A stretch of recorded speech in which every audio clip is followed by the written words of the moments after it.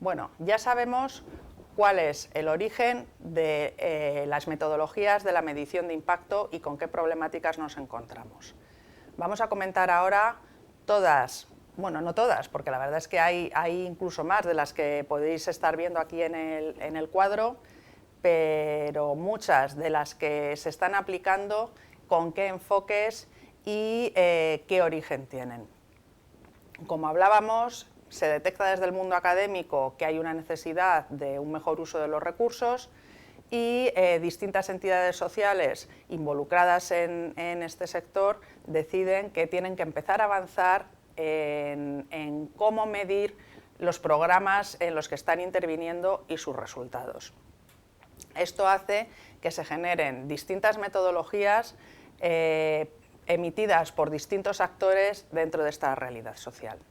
Estas metodologías, se hizo una revisión hace ya varios años en el ámbito académico y se agruparon en función a dos ejes distintos. Por un lado, la fase en la que estaban los proyectos, es decir, si estábamos hablando de financiar proyectos o empresas de reciente creación o proyectos muy iniciales, o si estábamos hablando de proyectos o empresas que llevaban ya varios años ejecutándose.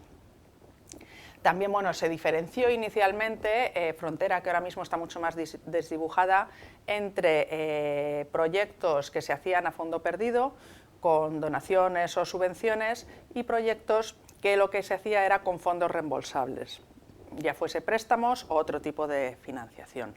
Ya os digo que esta frontera, que inicialmente parecía muy clara, ahora está más desdibujada, pero están utilizando metodologías muy similares con independencia de que los fondos tengan retorno o no. ¿Por qué? Porque la diferencia sería un mayor impacto en fondos reembolsables porque se pueden volver a utilizar en otros proyectos sociales, pero con independencia de esto y de que podrías también medir la rentabilidad financiera de esos fondos, dado que tú los estás prestando, incluso puedes cobrar un tipo de interés por ellos, los proyectos en sí mismos generan unos resultados sociales con independencia de cómo estén financiados. En realidad yo creo que casi lo más significativo respecto a la clasificación de las metodologías no es tanto en qué fase se aplican o si los fondos son reembolsables o no, sino en qué eje de la actuación inciden principalmente. Así, hay metodologías que están muy centradas en buenas prácticas corporativas. Lo que buscan realmente es que se dé una buena gobernanza, unos estándares en la actuación en sí misma, que se pueda hacer seguimiento de estas gestiones de proyectos. Hay otro grupo de metodologías que están más centradas en los procesos de gestión. Lo que buscan es que realmente la aplicación de los proyectos desde el momento de su propio nacimiento, desde la definición de los mismos, desde su comienzo de implantación, su toma de resultados y el seguimiento, todo este proceso esté claramente definido y pueda ser medible en sus fases y esté bien gestionado. Y por último, hay metodologías que en lo que se centran es en los resultados en sí mismos, tanto vía fijación de indicadores y su seguimiento, como vía cuantificación monetaria de estos. Casi podríamos decir que estos tres ejes han tenido también una relación temporal, empezándose primero por las buenas prácticas corporativas y los procesos de gestión y avanzando finalmente a una medición cuantitativa de resultados.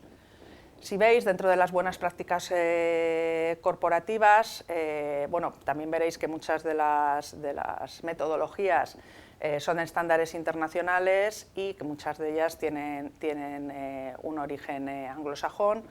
Así estaríamos hablando de buenas prácticas que ha fijado la ONU en su definición de los principios del Pacto Mundial.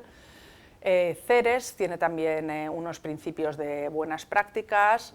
la Social Venture Network fijó también unos estándares inicialmente, y por último, a efectos de calidad, NISO, bueno, pues hay una normativa centrada en este aspecto concreto. Si vamos a la mejora de los procesos de gestión, en realidad estas metodologías tienen su origen en las propias entidades del sector, mayoritariamente.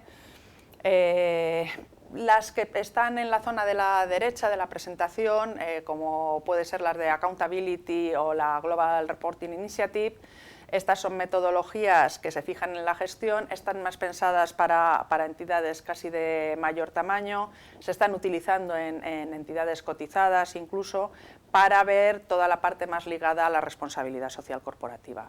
Por contra, el resto de las que figuran aquí sí son metodologías que han lanzado desde el propio sector distintas entidades, como puede ser el Robert Enterprise Development Fund, RED, que empezó con una metodología que llamaba OASIS y que posteriormente acabó evolucionando a una medición cuantitativa de resultados que sería el Social Return on Investment.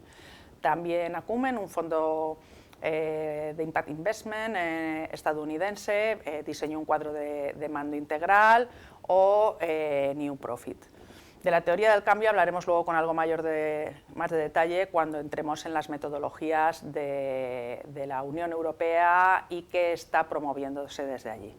Y por último, bueno, pues la medición cuantitativa de resultados. Si os fijáis, hay una metodología también del Banco Mundial muy centrada en proyectos que se ejecutan en países en los que actúa esta entidad, y el resto son adaptaciones del Social Return on Investment o del análisis coste-beneficio, que es también una línea de medición que se utiliza muchísimo para políticas públicas y que se ha adaptado para lo que serían las empresas sociales y los proyectos con impacto social. Como veis, desde luego, hay mucho donde elegir cuando uno quiere hacer una medición de impacto.